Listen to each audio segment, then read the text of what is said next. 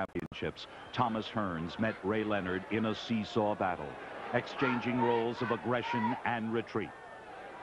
In the early rounds, Leonard danced away from the hitman's long jab, but standing toe-to-toe, Thomas fired at will. In the sixth, it was Leonard on the offensive, wounding his quarry, then swiftly taking advantage. This time, it was Hearns backpedaling as Leonard set the pace, capturing the next two rounds. But Hearns regained his earlier aggressive posture, focusing his attack on Leonard's swollen left eye. You're blowing it now, son. You're blowing it. You got to take it away from him. Leonard's trainer, Angelo Dundee, knew the score. Ray knew the mission. In the 13th round, he exploded in a fusillade of fists, determined to knock Hearns out.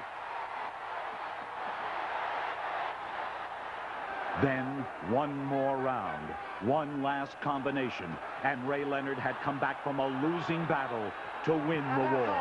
It's over, and Ray Leonard is the undisputed For Hearns, a fall just short of an undisputed welterweight championship as his prize. The heavyweight championship of the world is the biggest prize in sports. And more people have challenged for it, and more have tried and failed, but at least they did try. And Billy Conn felt the same way. Not only that, he was a brash young Irishman out of Pittsburgh. He was a tough, cocky little guy. He thought he could beat Lewis, and the way he fought, maybe he could have. Lewis in the ring, contrary to what most people thought, was a very heady boxer. He was a good thinker in there, especially for the heavyweights who weren't known for their thinking ability. He was formidable because he made very few mistakes, and if you made a mistake against him, you got hit with one of those terrific counter shots. Conn was a light heavyweight champion, gave up his title before the Lewis fight, and he still was a light heavyweight when he fought Joe Louis. Joe Louis weighed about 200 pounds. Conn only weighed about 168 pounds.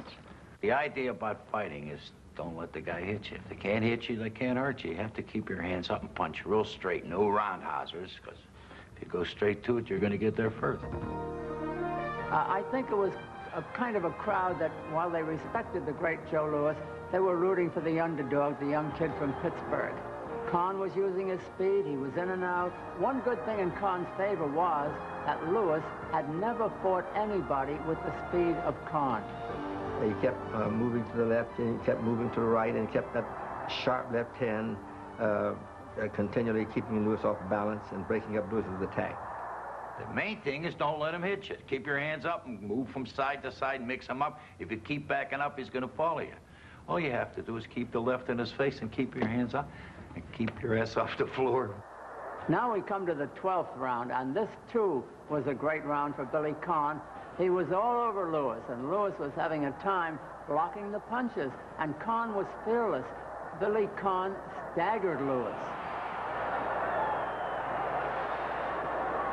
If Conn had been able to win one of the next three rounds, the 13th, 14th, and 15th, he would have been the heavyweight champion of the world. Blackburn was the voice in the corner for Lewis. And when he came back to the corner after Conn's rally in the 12th round, Blackburn told him, "You better go out and get him, Chappie. We're going to lose the title." It's over the head. Hurts Conn. Hurts him badly with a right. A left, another short right uppercut to the jaw. And Conn is in trouble, but he fights. I went out to try to knock him out, and naturally your hands as you're down and this and that, and you get hit. I lost all sense of thinking about not getting hit. I was worrying about hitting him and not worrying about safety first for me, see. Lewis hooks the left hand to the jaw. Conn is being driven around the ring by Lewis. He is badly hurt, but he won't go down. Conn is staggering. Lewis hooks a left to the jaw, a right hand to the jaw, another left to the jaw by Lewis, a crushing right to the jaw, and Conn slowly goes to the canvas. The referee, Eddie Joseph, comes over. The count is reached 4. I was in a great fight with Joe Louis. It was great until the 13th round. I run into trouble there, so I'll have to forget about it now. Well, it was a great fight tonight. I know that Uncle Mike's going to give me another chance, and I know I can win it. I guess I had too much to win for tonight, and I tried to knock him out. Otherwise, I don't want easy.